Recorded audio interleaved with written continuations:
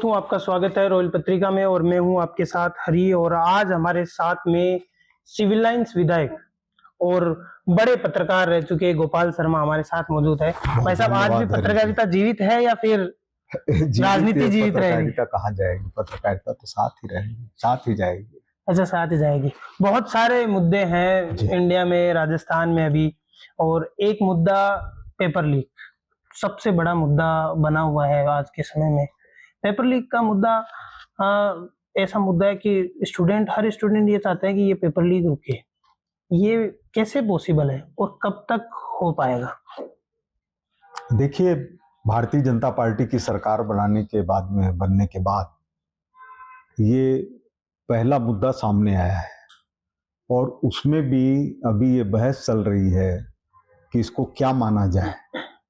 जो अधिक से अधिक मान रहे हैं वो इसको पेपर लीक मान रहे हैं, जो कम से कम मान रहे हैं वो उनका मानना है कि जैसे कोई सवाल किसी ने जुटाए और ये सोच करके कि तो आएंगे ही आएंगे। पेपर लीक हुआ, इनको लगा कि गोविंद सिंह डोटासरा भी अब फंस जाएंगे, लेकिन इस मामले में अब बीजेपी खुद ही फंस गई है। उनका ही है, वो बीजेपी का मंडल अध्यक्ष है, उन्हीं के बारे में बातचीत हुई। तो गोविंद सिंह डोटासरा का ये बयान ठीक लगता है क्या? क्योंकि पेपर लीक एक अलग मुद्दा हो गया ना। वो तो देखिए, डोटासरा जी को ज्यादा इन सब विषयों का अनुभव है, उनको पूरा ज्ञान है। उनको ये भी पता है कि आज कोई व्यक्ति किसी भी पार्टी का हो वो कब इनका साथी था, तो इसलिए इतनी सूक्ष्मता में जाएंगे तो फिर सीबीआई की कोई जरूरत ही नहीं है। सारी चीज सामने उठा करके दे दीजिए, जो भी सजा देनी हो। तो सीबीआई को पूरा मौका देना चाहिए। और मुझे ऐसा लगता है कि कम से कम पेपर लीक, एजुकेशन के भ्रष्टाचार, इसके ऊपर डोटासरा जी को नहीं बोलना चाहिए। क्यों? इसलिए नहीं बोलना चाहिए कि खुद कोई व्यक्ति अपराध के आरोपों में घिरा हुआ हो और वो ही उपदेश देने लग जाए तो फिर लगेगा कि क्या उपदेश दे रहे हैं। अच्छा, एक बात में काफी समय से बातचीत आती है, राजस्थान के ऊपर आ जाते हैं। जैसे बंगाल में बीजेपी की सरकार आ गई, असम में बहुत सारी जगह हैं, 19-20 राज्य हैं मेरे हिसाब से, तो उसमें बीजेपी की सरकार आ रही है। राजस्थान में तीसरा मोर्चा लगातार खड़ा हो रहा है। हनुमान बेनीवाल, नरेश मीणा, राजकुमार रोत, रविंद्र सिंह भाटी, ये सारे प्रयास कर रहे हैं कि तीसरा मोर्चा खड़ा हो जाए। तो अगर 2028 में तीसरा मोर्चा अगर राजस्थान की जनता देखती है तो कहीं ना कहीं बीजेपी को कोई खतरा तो है। क्या है ऐसे में? एक तो हमको यह ध्यान करना चाहिए कि राजस्थान में तीसरे मोर्चे का प्रयास कांग्रेस के शासन से शुरू हुआ था और पहला तीसरा मोर्चा बना था जनता पार्टी के नाम से। उसमें अपने कुंभाराम जी आर्य वगैरह ये सब शामिल थे। जी बिल्कुल, है ना। तो लेकिन वो सफल नहीं हो पाया। यहां तक कि दौसा जिले के सारे नेता चले गए थे। दौसा में ही सम्मेलन हुआ था उस जगह गांव में, केवल नवल जी नहीं गए थे। लेकिन नवल जी तो भविष्य के नेता हो गए और जो लोग गए उनका कुछ अता पता नहीं चला। राजस्थान में और भी जनता दल के नाम से भी काम हुआ है, जनता पार्टी दूसरी के नाम से भी काम हुआ है, लेकिन कभी भी सफलता मिली नहीं। राजस्थान प्रारंभ में जरूर कई दलों की हिस्सेदारी में बटा हुआ था, जैसे कांग्रेस भी थी, स्वतंत्र पार्टी भी थी, जनसंघ भी था, लेकिन राम राज्य परिषद थी। लेकिन अंततः जाकर के भारतीय जनता पार्टी और कांग्रेस में द्विदलीय व्यवस्था हो गई। उसका कारण था कि जो भी लोग तीसरे मोर्चे की बात करते हैं उनकी अपनी विधानसभा भी सुरक्षित नहीं है। और ये कोई इन लोगों के कद पर आरोप लगाना नहीं है। जैसे एक नेता चुनाव लड़ा, वो तीसरे नंबर पर चला गया, वो कहे कि मैं राजस्थान में मोर्चा खड़ा करूंगा। एक ने अभी चुनाव लड़वाया अपने परिवार को, वो हार गया, तो वो कहें कि हम राजस्थान के अंदर मोर्चा खड़ा करेंगे। एक है वो लोकसभा का चुनाव लड़े और उसमें हार गए। तो आप लोग अगर ये कहें कि हम अपने अपने स्थान के ऊपर मजबूती से चुनाव लड़ेंगे, एक दूसरे का साथ देंगे, वहां तक तो सही है। लेकिन आप कहें कि हम राजस्थान में तीसरा मोर्चा खड़ा कर देंगे, तो मोर्चा खड़ा करना गलत नहीं है। इसलिए नहीं गलत है कि लोकतंत्र है, लोकतंत्र के अंदर आप कुछ भी करिए, लेकिन उससे पहले आप ये देखिए कि हमारी शक्ति कितनी है। कहीं ऐसा तो नहीं है कि हम बात तो करते हैं कि हम तीसरा मोर्चा बनाएंगे, लेकिन हर बार आपको किसी न किसी पार्टी की जरूरत पड़ती है जीतने के लिए, फिर आप कहें मोर्चा बनाएंगे। लेकिन कांग्रेस 1952 में कांग्रेस की एक लहर थी बड़ी, राम राज्य पार्टी बनी, हनुमंत सिंह ने लगभग मेरे हिसाब से उस समय के 72-73 सीटें जीत ली थी। तो क्या लगता है कि अब इतनी बड़ी भाजपा की लहर में भी तीसरा मोर्चा नहीं, कुछ सीटें निकाल जाए? उस समय की स्थिति में और अब की स्थिति के अंदर फर्क है।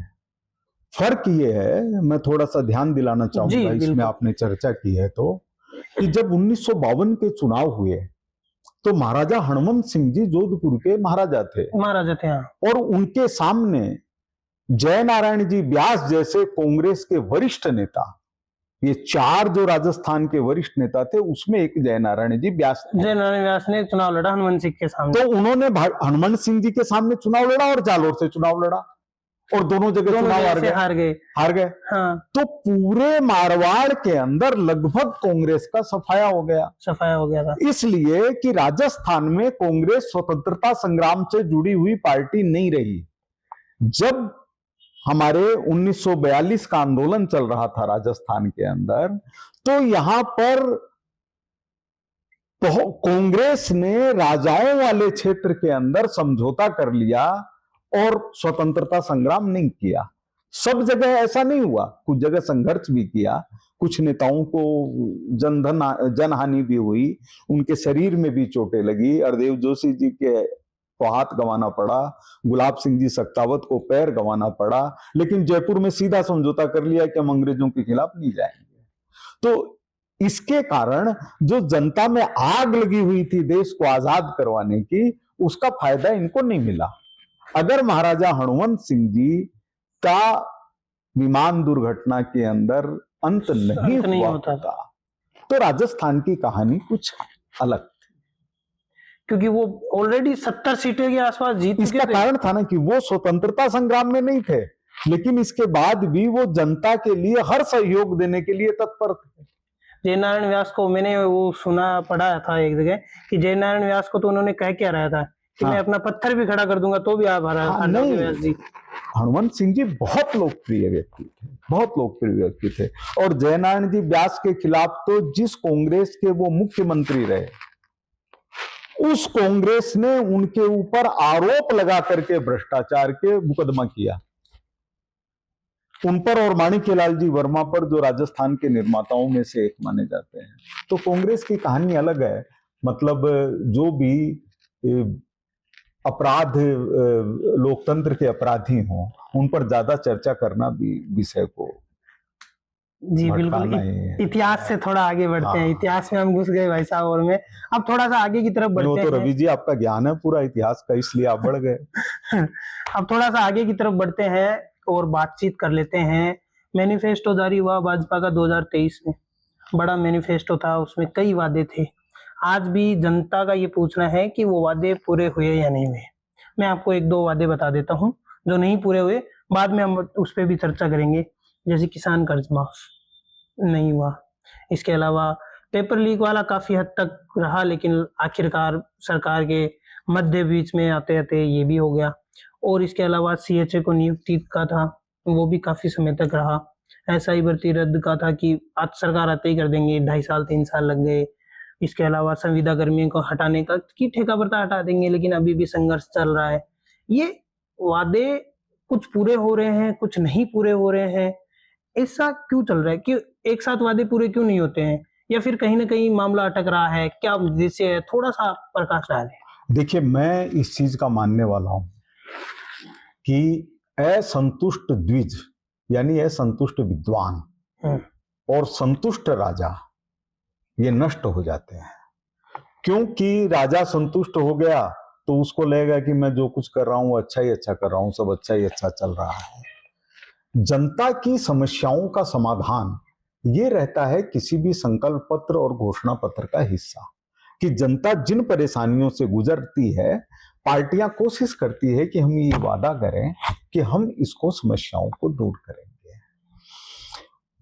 जब वो सत्ता में आती हैं तो उनको प्रैक्टिकल रूप से दूर करना होता है, तो वो अपनी प्रायोरिटी निर्धारित करती है। जैसे राजस्थान में जो बड़ा काम हुआ है और आजादी के बाद क्या पहले से लेकर के आज तक जो बड़ा काम हुआ है, वो ये हुआ है कि हमारी जो बेसिक चिंता है राजस्थान की, जिससे हमारा हर राजस्थानी पीड़ित है, वो है पानी की समस्या। पानी की समस्या है ना।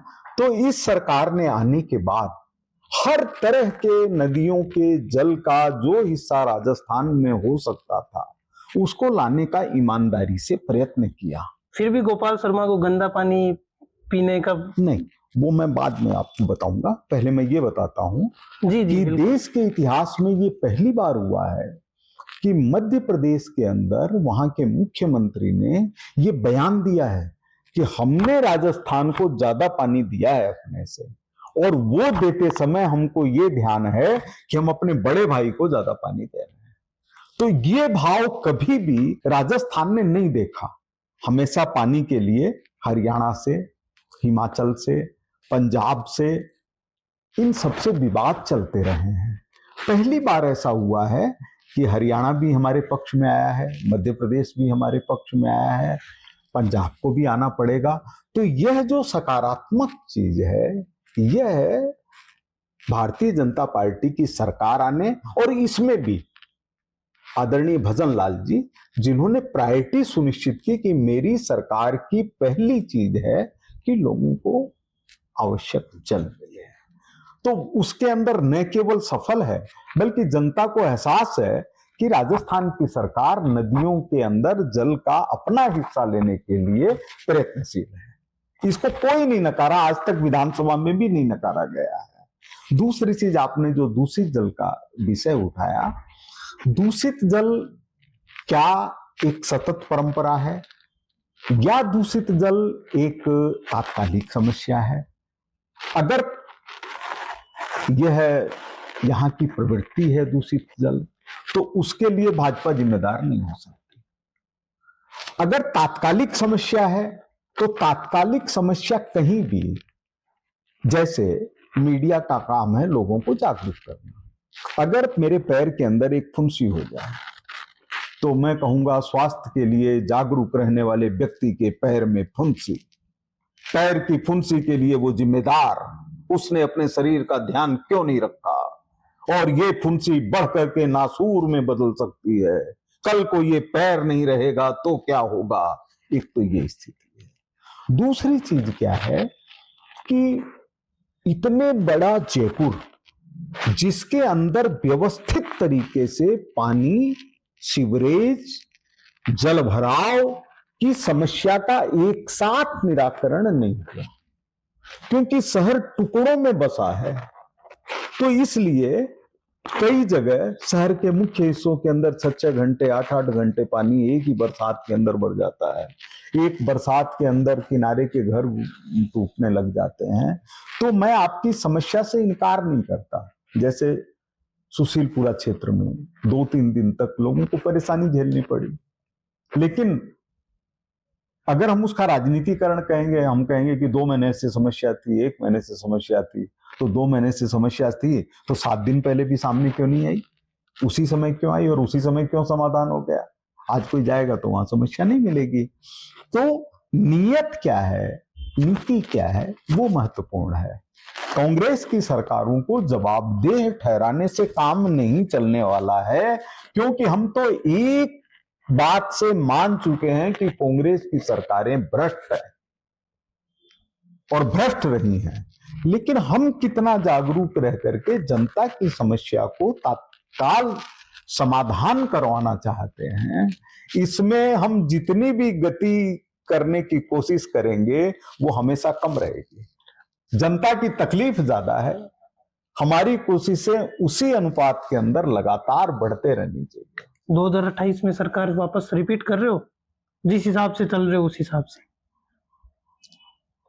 देखिए, मतलब जिस हिसाब का तो क्या बताया जाए, उपचुनाव हुए उसमें भाजपा ही भाजपा जीती, अंता में हार गए थे। एक जगह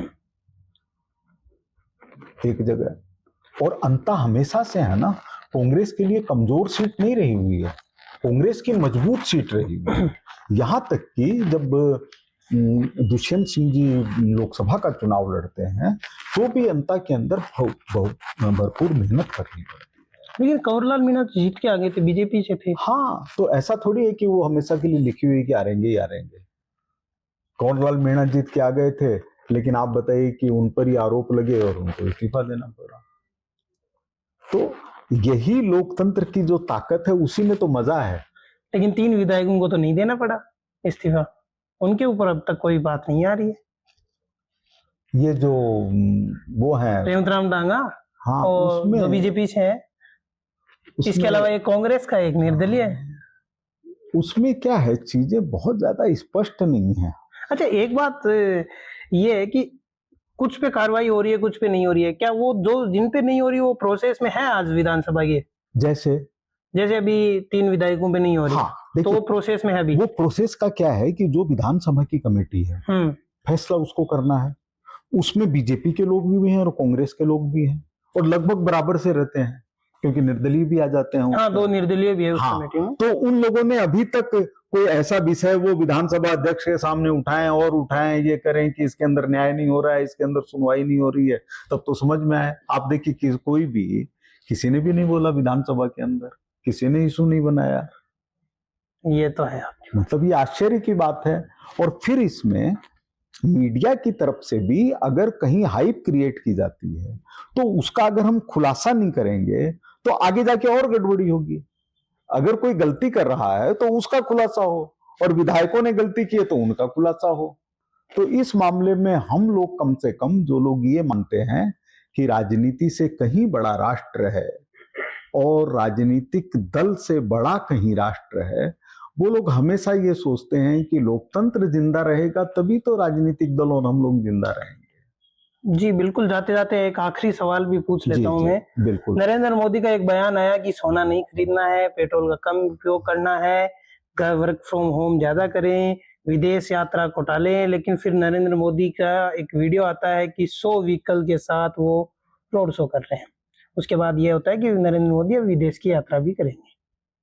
नहीं, इसको कांग्रेस ये कहना चाह रही है कि जब मोदी ने खुद कहा कि वर्क फ्रॉम होम करो और ये करो, और खुद मोदी अपनी बात नहीं मान रहे हैं, आप इसको कैसे देखते हो? देखिए, आदरणीय नरेंद्र मोदी जी के विदेश के पहले के कार्यक्रमों को अगर हम इससे जोड़ेंगे तो देश दुविधा में पड़ जाएगा। वर्क फ्रॉम होम वैदेशिक राजनीति में नहीं किया जा सकता। उसके लिए तो आमने सामने मिलना ही पड़ेगा, बात करनी पड़ेगी। राजनयिक तरीकों के अलग अलग होते हैं, कुछ इशारों में होती है, कुछ मौन रह के होती है, कुछ बोल के होती है, कुछ टोका टोकी में होती है, कोई पीठ ठोकने से, कोई हाथ मिलाने से, कई तरह से चीजें होती है। तो जैसे मोदी जी का ने बयान दिया और उसके बाद में वो तुरंत विदेश यात्रा पर चले, अगले सप्ताह भी जाएंगे, अगले सप्ताह जाएंगे। वो यात्रा थोड़ी लंबी भी हो सकती है। तो इस समय दुनिया की जो स्थिति चल रही है, उसके अंदर से अपना देश कैसे निकले, क्योंकि हम पाकिस्तान तो हो नहीं सकते कि वहां खाने को रोटी नहीं है, ये तो हो नहीं सकते। जैसे लाल बहादुर शास्त्री जी ने जब सोमवार को एक दिन का उपवास रखने का कहा, या तुरंत ये कहा कि लोग एक टाइम भोजन करें, मुख्य रूप से था कि सोमवार को एक दिन का उपवास रखें। तो क्या हम लाल बहादुर शास्त्री जी के लिए ये कहते हैं क्या कि वो तो रोटी खिलाने की स्थिति में नहीं थे देश को? नहीं। जब परिवार के ऊपर कोई संकटपूर्ण स्थिति आती है तो हम मिलजुल करके उसका समाधान करते हैं। ये तो उन्होंने सोना नहीं खरीदने के लिए कहा, क्योंकि सोना हमको बाहर से मंगवाना पड़ता है, हमारी मुद्रा है वो जाती है जी, और जो डॉलर है उसके मुकाबले जितना रुपया कमजोर होता है उतनी हम परेशानी के अंदर आते हैं। तो ये तात्कालिक उपाय हैं जिनको खुद भी हमको, जितना अधिक हम सुविधाओं के ऊपर आश्रित हो गए हैं, ये अति है और इसका परिणाम इतना घातक सृष्टि के ऊपर निकल रहा है कि ग्लेशियर पिघल रहे हैं, पर्यावरण बिगड़ रहा है, जब दिल्ली के अंदर पराली से ये पोजीशन हो जाती है कि लोग आंख नहीं खोल पाते हैं। जयपुर में हमने देखा मार्च में इस बार इतनी गर्मी थी कि जो मई के अंदर पड़ती है, मार्च से ही शुरू हो गई। जी बिल्कुल। तो ये बहुत मतलब खराब स्थिति है, इससे कैसे निकला जाए, इसके लिए राजस्थान को पहल करनी चाहिए। और राजस्थान के अंदर भारतीय जनता पार्टी और कांग्रेस को राजनीतिक दल के हिसाब से या विधायकों और सांसदों के आधार से कुछ चीजों में मिलकर के शुरुआत करनी चाहिए। बिल्कुल, ये बात सही कह रहे हैं गोपाल शर्मा जी। देश की जब बात आती है तब हर नागरिक को या पार्टी, जितनी भी पार्टियां, उन सबको एक साथ होकर देश को उस जो परिस्थिति आई है उससे निकालने का प्रयास जरूर करना चाहिए। आप सही कह रहे हैं। मैं कैमरामैन जावेद के साथ जयपुर से हरी, धन्यवाद।